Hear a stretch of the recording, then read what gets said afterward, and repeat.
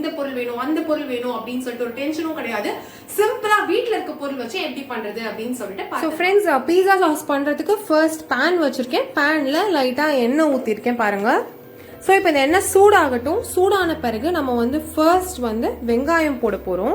வெங்காயத்தை வந்து பாருங்க, 3 வெங்காயத்தை இந்த மாதிரி பெருசாக கட் பண்ணி வச்சிருக்கேன். ஏன்னா இது நம்ம சாஸ் மாதிரி அரைச்சிட போறதுனால சின்னதாக வெட்டணும் அப்படின்னு சொல்லிட்டுலாம் அவசியம் இல்லை, பெருசாக வெட்டியிருக்கேன். இப்போ இதில் சேர்த்துக்கலாம். ஸோ ஆனியன் சேர்த்துட்டோம். இப்போ ஆனியன் சேர்த்த உடனேவே வந்து நம்ம ஒரு 4 பூண்டு சேர்த்துக்கலாம். 4 பூண்டு சேர்த்துக்கிறேன். இதை நல்லா ஃப்ரை பண்ணலாம். ஃபர்ஸ்ட்டு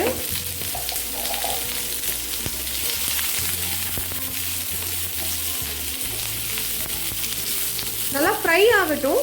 ஃப்ரை ஆன பிறகு தான் மற்ற ஐட்டம்ஸ்லாம் சேர்க்க போகிறோம். இது ஸோ ஃப்ரை ஆகட்டும். ஸோ இப்போ லைட்டாக கலர் சேஞ்ச் ஆன பிறகு இதோட நம்ம சால்ட்டு சேர்த்துக்கலாம் தேவையான அளவு.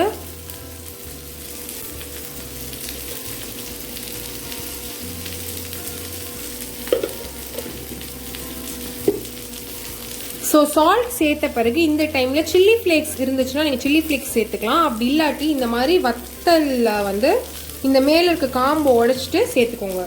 இந்த மாதிரி ஒரு 5 சேர்த்துக்க போகிறேன் நான் இன்னைக்கு. பட் உங்களுக்கு வந்து காரத்துக்கு ஏற்ற மாதிரி நீங்கள் சேர்த்துக்கலாம்.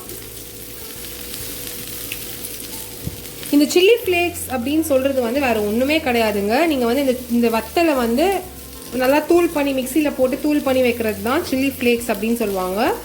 ஸோ நான் இப்போ முழு வத்தலே சேர்த்துருக்கேன். இது நல்லா ஃப்ரை ஆகட்டும் கொஞ்ச நேரம். நான் 5 வத்தல் தான் சேர்த்துருக்கேன். ஸோ காரம் பத்தாது அப்படின்னு ஃபீல் பண்ணுறதுனால லைட்டாக மிளகாத்தூள் சேர்த்துக்கிறேன்.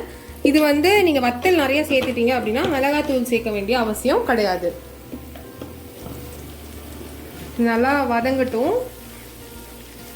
இது கிட்டத்தட்ட நல்லா வதங்கிடுச்சு பாருங்க. வெங்காயம்லாம் வந்து நல்லா ஃப்ரை ஆயிடுச்சு. அது உங்களுக்கு பார்த்தாலே தெரியும்.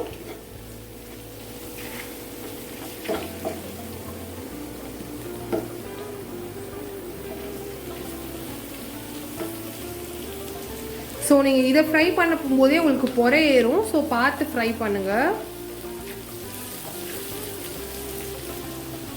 ஸோ நல்லா வதங்கிடுச்சு. இந்த ஸ்டேஜில் நான் தக்காளி சேர்க்க போகிறேன்.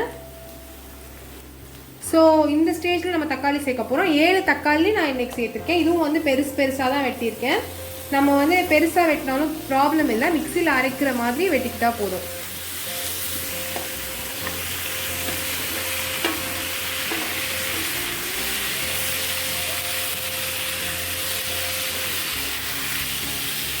ஸோ இதை நல்லா வதக்கிடலாம். தக்காளி தான் நல்லா வேகணும். ஆக்சுவலி இது நான் எப்போவுமே செய்ய போகும்போது கொஞ்சம் அதிகமாக தான் செய்வேன். ஏன்னா வந்து இது நான் வந்து லைக் வெறும் பீஸாக்கு மட்டும் யூஸ் பண்ணாமல் தோசை அந்த மாதிரி கூட வச்சு சாப்பிடுவேன். நல்லாயிருக்கும், டேஸ்ட் சூப்பராக இருக்கும். நீங்கள் தோசைக்கெலாம் வச்சு சாப்பிட்டா கூட.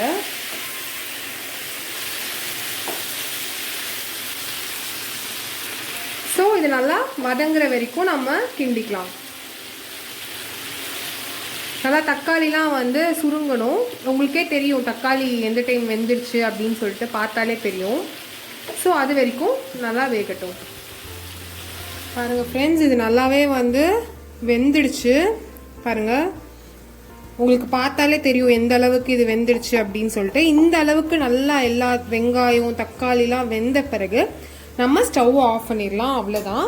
இப்போ ஸ்டவ் ஆஃப் பண்ணி ஆற விட போகிறோம். நல்லா கம்ப்ளீட்டாக ஆறின பிறகு தான் இதை நம்மளால் சட்னி மாதிரி அரைக்க முடியும். சட்னி மாதிரி நல்லா ஸ்மூத் பேஸ்ட்டாக அரைச்சிட்டோம் அப்படின்னா நம்மளோட பீஸா சாஸ் ரெடி ஆயிரும்.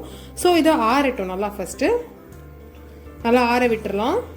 ஸோ பாருங்கள், நம்ம வதக்கி வச்சுருந்ததெல்லாம் நல்லா ஆறிடுச்சு. இப்போ இதை வந்து மிக்சியில் ட்ரான்ஸ்ஃபர் பண்ணி அரைச்சிடலாம். ஸோ மிக்சியில் ட்ரான்ஸ்ஃபர் பண்ணிட்டோம். இப்போது இதை நல்லா ஃபைன் பேஸ்ட்டாக அரைச்சிட போகிறோம்.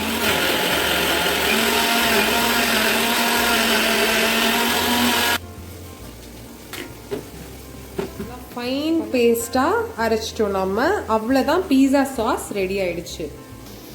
ஸோ இந்த சாஸ் பார்த்தீங்க அப்படின்னா நீங்கள் வெறும் பீஸாக்கு மட்டும் ஸ்ப்ரெட் பண்ணாமல் தோசைக்கு வச்சு யூஸ் பண்ணிக்கலாம், இட்லிக்கெலாம் சூப்பராகவே இருக்கும்.